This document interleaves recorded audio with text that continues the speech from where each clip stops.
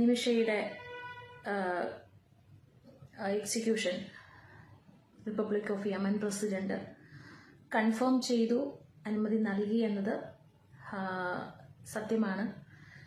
നമുക്ക് എംബസിയിൽ നിന്ന് നമുക്ക് ഈ മെസ്സേജ് കിട്ടിയിട്ടുണ്ട്. തീർച്ചയായും നിമിഷപ്രിയയ്ക്ക് രക്ഷപ്പെടാനുള്ള സാധ്യതകളുണ്ടെന്ന് തന്നെ വിശ്വസിക്കാനാണ് ഞങ്ങൾക്കും കമ്മിറ്റിക്കും അതുപോലെ തന്നെ നിമിഷയുടെ മോചനം ആഗ്രഹിക്കുന്ന പലരും വിചാരിക്കുന്നതും ചിന്തിക്കുന്നതും പ്രാർത്ഥിക്കുന്നതും അങ്ങനെ തന്നെയാവാം. ഒരു ബ്ലഡ് മണി ഇപ്പം അവസാന സ്റ്റേജിൽ ഇപ്പം എനിക്ക് സംസാരിച്ചപ്പോൾ എനിക്ക് മനസ്സിലാക്കാൻ പറ്റിയത്, യമനിൽ 1 മാസത്തിനുള്ളിൽ നടപ്പാക്കുന്ന നിമിഷപ്രിയയുടെ വധശിക്ഷ ഒഴിവാക്കാൻ ഇനിയും അവസരമുണ്ട് എന്ന് സേവ് നിമിഷപ്രിയ ആക്ഷൻ കമ്മിറ്റി. വധശിക്ഷ 1 മാസത്തിനുള്ളിൽ നടപ്പാക്കണം എന്ന യമൻ ഉത്തരവ് വന്ന ശേഷം save Nimishapriya action chairperson Deepa Joseph പ്രതികരിക്കുകയാണിപ്പോൾ. അതേസമയം പണം ലഭിക്കാതെ പോയതാണ് മോചന ചർച്ചകൾ മുന്നോട്ട് പോകാനാകാതെ വന്നത് എന്ന് ചൂണ്ടിക്കാട്ടി മോചന പ്രവർത്തനങ്ങൾ ഏകോപിപ്പിക്കുന്ന സാമുവൽ ജെറോം പറഞ്ഞു. ബ്ലഡ് മണി സ്വീകരിച്ച് നിമിഷയോട് ക്ഷമിച്ചതായി കുടുംബം അറിയിച്ചാൽ ശിക്ഷ ഒഴിവാകുമായിരുന്നു. ആദ്യഘട്ടമായി നൽകേണ്ട $20,000 $19,871 കൂട്ടായ ശ്രമത്തിലൂടെ സമാഹരിച്ചു. അത് 2024 ജൂലൈയിൽ കൈമാറി. എന്നാൽ രണ്ടാം ഘട്ട തുക സമാഹരിക്കാനുള്ള ശ്രമങ്ങൾ ഉണ്ടായില്ല. തുകയുടെ വിനിയോഗം സംബന്ധിച്ച് കൃത്യമായ വിവരം വേണമെന്ന് കൗൺസിൽ ഭാരവാഹികൾ ആവശ്യപ്പെട്ടതോടെ ശ്രമങ്ങൾ നിശ്ചലമാവുകയായിരുന്നു എന്നും അദ്ദേഹം പറഞ്ഞു. എന്തായാലും തുക സമാഹരണവുമായി ബന്ധപ്പെട്ട് ആശയക്കുഴപ്പങ്ങൾ ഉണ്ടായത് ഇപ്പോൾ പുറത്തു വരികയാണ്. നിമിഷപ്രിയയുടെ ലേറ്റസ്റ്റ് ന്യൂസുമായിട്ട് ബന്ധപ്പെട്ടിട്ടാണ് ഞാനിപ്പോൾ ഈ വീഡിയോയിൽ വന്നിരിക്കുന്നത്. സാമൂഹ്യ മാധ്യമങ്ങളിൽ വരുന്നത് പോലെ നിമിഷയുടെ execution republic of Yemen president confirm ചെയ്തു, അനുമതി നൽകി എന്നത് സത്യമാണ്. നമുക്ക് എംബസിയിൽ നിന്ന് നമുക്ക് ഈ മെസ്സേജ് കിട്ടിയിട്ടുണ്ട്.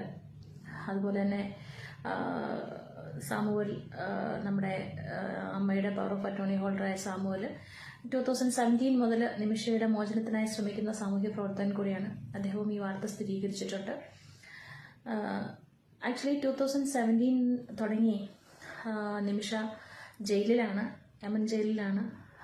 2019 ഞാൻ നിമിഷപ്രിയയുടെ വാർത്ത കാണുകയും അതിലേക്ക് എന്നാൽ കഴിയുന്ന വിധത്തിൽ പ്രവർത്തിക്കാനായിട്ട് തീരുമാനിക്കുകയും ചെയ്യുന്നത്.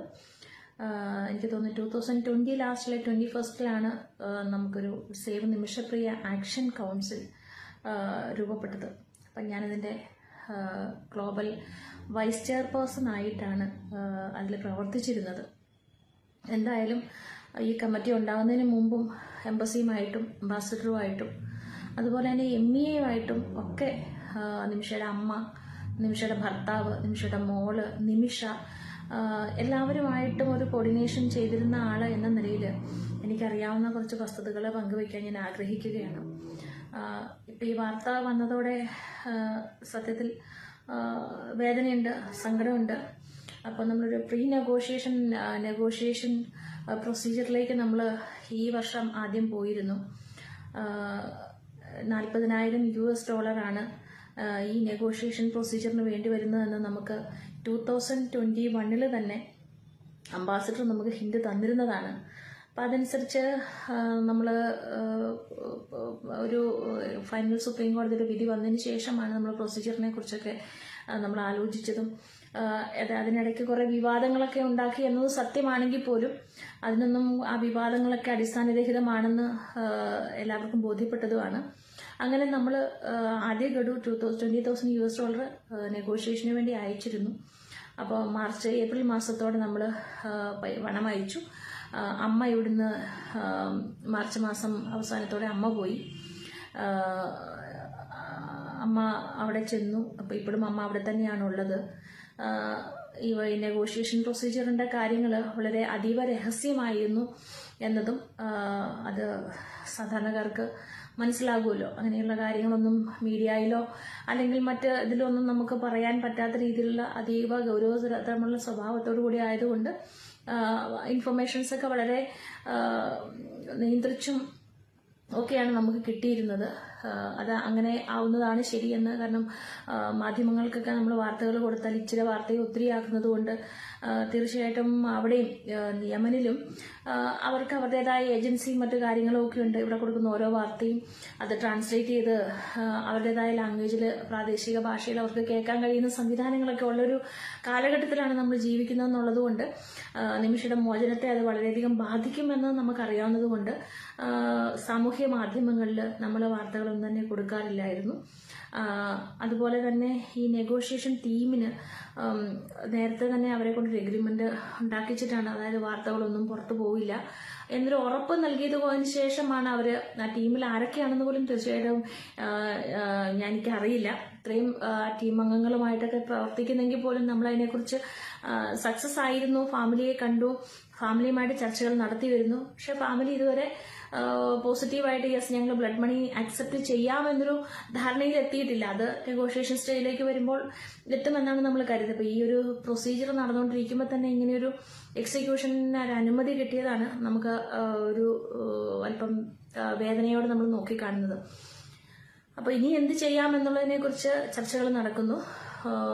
കേന്ദ്ര സർക്കാർ അപ്പോയിന്റ് ചെയ്തിട്ടുള്ള ലോയറാണ് ഈ കോർഡിനേഷൻ നടത്തിക്കൊണ്ടിരിക്കുന്നത്. നെഗോഷിയേഷനുള്ള അല്ലെ പ്രീ നെഗോഷിയേഷനുള്ള കോർഡിനേഷൻ നടത്തിക്കൊണ്ടിരിക്കുന്നത് കേന്ദ്ര സർക്കാർ നിയമിച്ചിട്ടുള്ള അഭിഭാഷകൻ തന്നെയാണ്. ട്രൈബൽ ലീഡേഴ്സും കുടുംബവുമായിട്ടാണ് ചർച്ചകളൊക്കെ നടക്കുന്നത്. ഇപ്പം നമുക്കവിടെ ഒരു അംബാസഡർ നേരത്തെ ചന്ദ്രമൗലി സാർ ആയിരുന്നു, അദ്ദേഹം അവിടുന്ന് പോന്നു. അപ്പം എംബസി അവിടുന്ന് ഒരു യമനിൽ എംബസി ഇല്ലാത്തതൊരു വലിയ സങ്കടം, അല്ലെങ്കിൽ നമുക്ക് ഡയറക്റ്റ് കാര്യങ്ങളൊക്കെ തുറന്നു പറയാനും അറിയാനും ഒക്കെയുള്ള സാധ്യതകൾക്കൊരു പരിമിതികളുണ്ട്. എന്നിരുന്നാലും ഇപ്പോൾ ഒരുപക്ഷെ കുടുംബം ഈ ഒരു മാസത്തെ സമയമാണ് നമുക്ക് തന്നിരിക്കുന്നത്. ഈ ഒരു മാസം കൊണ്ട് കുടുംബം ബ്ലഡ് മണി സ്വീകരിക്കാമെന്നൊരു ധാരണയിലെത്തിയാൽ തീർച്ചയായും നിമിഷപ്രിയയ്ക്ക് രക്ഷപ്പെടാനുള്ള സാധ്യതകളുണ്ടെന്ന് തന്നെ വിശ്വസിക്കാനാണ് ഞങ്ങൾക്കും കമ്മിറ്റിക്കും അതുപോലെ തന്നെ നിമിഷയുടെ മോചനം ആഗ്രഹിക്കുന്ന പലരും വിചാരിക്കുന്നതും ചിന്തിക്കുന്നതും പ്രാർത്ഥിക്കുന്നതും അങ്ങനെ തന്നെയാവാം.